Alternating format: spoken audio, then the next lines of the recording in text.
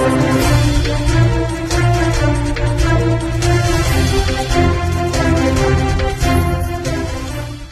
જિલ્લા વકીલ મંડળની ચૂંટણીનું આજે શુક્રવાર 19 ડિસેમ્બરના રોજ મતદાન થયું હતું, જેમાં 42 ઉમેદવારો મેદાને છે તો 4,978 વકીલો મતદાન કરશે.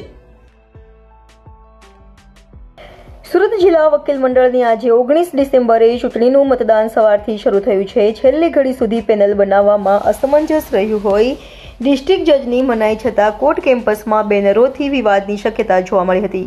તો સુરત જિલ્લા વકીલ મંડળમાં નોંધાયેલા 4,978 વકીલો 6 હોદ્દેદારો તેમજ 11 કારોબારી સભ્યોનું ભાવિ નક્કી કરશે. જોકે હાલમાં સવારથી શરૂ થયેલા મતદાનમાં વકીલોમાં પણ ઉત્સાહ જોવા મળ્યો છે.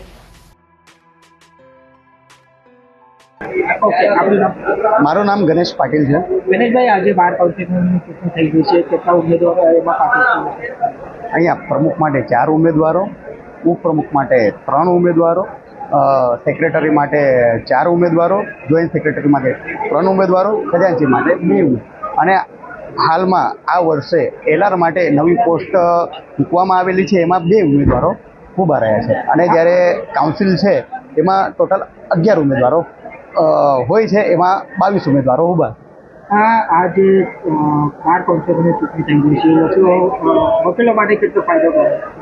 વકીલો માટે એટલે વકીલોને લગતી કોઈ સમસ્યા હોય, જુનિયરો હોય, સિનિયરો હોય, કોર્ટ બિલ્ડિંગને લગતી કોઈ સમસ્યા હોય, કોઈ જુનિયરોનું શોષણ થતું હોય, કોઈ બીમારીથી પીડાતું હોય, એટલે એને જે આ બાર છે, જે બેચ છે, એને સપોર્ટ કરે કે એને મદદ કરે, બસ એટલો ફાયદો હોય છે. કેટલા વકીલો આજે વોટિંગ કરે?